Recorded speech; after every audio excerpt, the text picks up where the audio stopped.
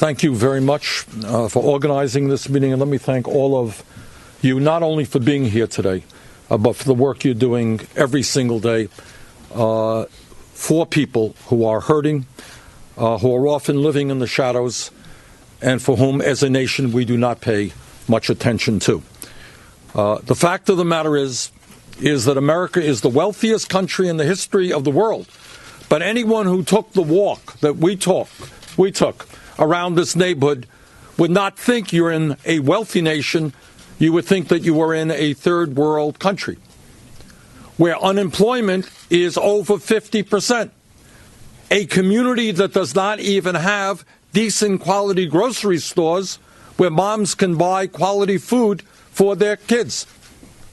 A community in which the dream of getting a higher education for many kids is as real as is going to the moon. In the United States of America, 37% of African American children should not be living in poverty. In the United States of America, we should not be having more people in jail than any other country on earth, disproportionately black and Hispanic. In the United States of America, we should not have a child care system which is largely dysfunctional and unaffordable. We need fundamental changes in our national priorities. We do not need to give more tax breaks to millionaires and billionaires. We need to start investing in communities all over this country today that are hurting, that are often forgotten about. And rather than sending our kids to jail, we should be investing in jobs and education. We don't need more jails. We don't need more incarceration. There is an enormous amount of work to be done, and we have the people to do that work. What we need is changes in our national priorities and to stop ignoring those many, many millions of people who are hurting today, who are not receiving the kind of attention or redress that they are entitled to from their government. Thank you. Well, Field, if there are any questions from the press. Senator, we talked to some people in the community. They said they were skeptical because there are not enough jobs. And you have a $1 trillion infrastructure plan, which, how is that going to get into these communities? A lot of times that money ends up in developers, or as it has in Baltimore City. How is it going to get to the people who need it? Well, the first thing we have to do is to recognize the reality of real unemployment in America. The official unemployment rate is 5%. The real unemployment rate is 10%, and for the African American community, it is substantially higher than that. So we have several ideas, not just limited to these ideas, but several ideas that are out there on the table today. And number one, when you invest $1 trillion over 5 years, you create 13 million decent-paying jobs.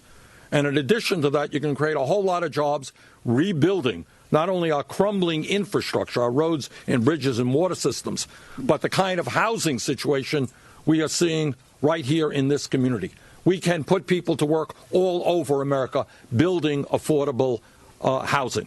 Second of all, working with Congressman John Conyers of Michigan, he and I have introduced legislation that would provide a economic justice issues that you talked about today.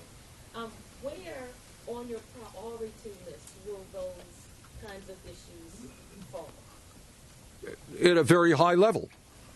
It's not just the need to create millions of jobs. It is the need to make sure that the jobs that we have pay people a living wage. And that's why I have fought for and believe that we should raise the minimum wage over a period of several years to $15 an hour. And we need pay equity for women workers so they don't continue to earn 79 cents on the dollar compared to men. And we need a new trade policy, by the way, which says to corporate America that instead of investing in China, that maybe they might want to start reinvesting in Baltimore or in the state of Vermont or in the state of California, because we have a trade policy which has cost us millions of decent-paying jobs. And when we talk about the economy, you have to talk about education. And that means not only supporting the historically black colleges and universities. In addition to that, We have got to make sure that every kid in America, regardless of his or her income, understands that if he or she studies hard, they will be able to get a higher education, because we're going to make public colleges and universities tuition-free. Bottom line is, in the last 30 years, we have seen a massive transfer of wealth from working families to the top 0.1% . What this campaign is about, and what my presidency about, is transferring that wealth back into the hands of working families, back into our cities, back into our communities. This is the wealthiest country in the history of the world. We can create a society in which all of our people have a decent standard of living, not a society in which almost all new income and wealth goes to the top 1%. That's what I'm dedicated to changing. Senator Sanders, yesterday the Department of Justice launched another civil rights investigation into a large... To the Chicago Police Department. It is my view that when any individual is killed or dies while in police custody, that should bring forth a federal investigation. It is my view that the federal government can play a very important role in terms of police reform by providing incentives to local police departments around the country to do the right thing. And the right thing is to demilitarize our police departments. The right thing is to make sure that police officers have the training that they need to understand that lethal force is the last resort, not the first resort, to make sure that police departments look like the communities that they serve in terms of their diversity. So there's a lot to be done, but police reform is certainly something that I believe is part of real criminal justice reform. Yeah. I'd like to know about employment for ex-offenders. Yeah. And training for the categories as well as for people who left high school before graduating. Who have, I'm sorry? Who left high school before Yeah, graduating. okay, yeah. Look, again, every American should be deeply ashamed that we have more people in jail than any other country, 2.2 million people. We are spending $80 billion a year locking up fellow Americans. Even some of my conservative friends are beginning to understand that that does not make a lot of sense.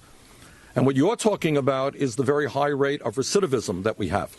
So what sense is it that somebody who serves his time, then goes back out, doesn't have job training, doesn't have education, lives in inadequate housing, what's going to happen to that person? They will fall back into the same environment that got him into jail in the first place. And then we're going to end up spending another $60,000 a year incarcerating that person.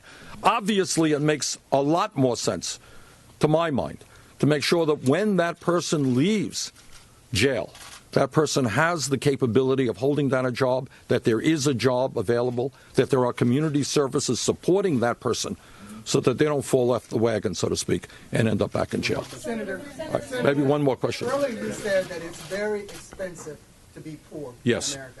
Can you explain that? Absolutely. And I think a lot of people don't understand that. Take a walk around this community. Now, my wife Jane and I live in Burlington, Vermont. A few blocks away from where we live, there's a very nice grocery store, supermarket. We buy good quality food, produce at a reasonable price. You don't have that here. So the prices that people in this community are paying are substantially higher than what I pay, and the quality of the food that I get is significantly better. I put my money into a bank. I get some interest rates. If I have to cash a check, I'm not paying 15, 20, or 50%, or whatever the interest rates may be, to cash a check because I have a bank. I didn't notice too many local branch banks in this community because I guess there aren't any. Okay? I can own a home. And at the end of the day, you gain wealth when you own a home and you don't have to rent. So the truth of the matter is that the interest rates that poor people pay are often higher. They're paying rent rather than living in their own homes, not to mention that the jobs that they're working in, by definition, are paying wages that are often inadequate to take care of their families. So being poor is, in fact, a very expensive proposition. Okay, thank you all very much. Thank you. Your press secretary came in here and said not to ask questions about ISIS. Is there a Well- reason that you don't want to talk about ISIS? All right, what about ISIS, guys? How often are these people talking about the issues that we talked about today? Of course I'll talk about ISIS. But today what we're talking about is a community in which half of the people don't have jobs. We're talking about a community in which there are hundreds of buildings that are uninhabitable. We're talking about a community where kids are unable to go to schools that are decent. You want to ask me about ISIS? We will talk about ISIS. But what I said, and let me repeat, and you can agree with me or not, what I have said is that obviously ISIS and terrorism are a huge national issue that we've got to address. But so is poverty, so is unemployment, so is education, so is health care, so is the need to protect working families. And I will continue to talk about those issues. Thank you very much. Thank you so much, Senator. All right.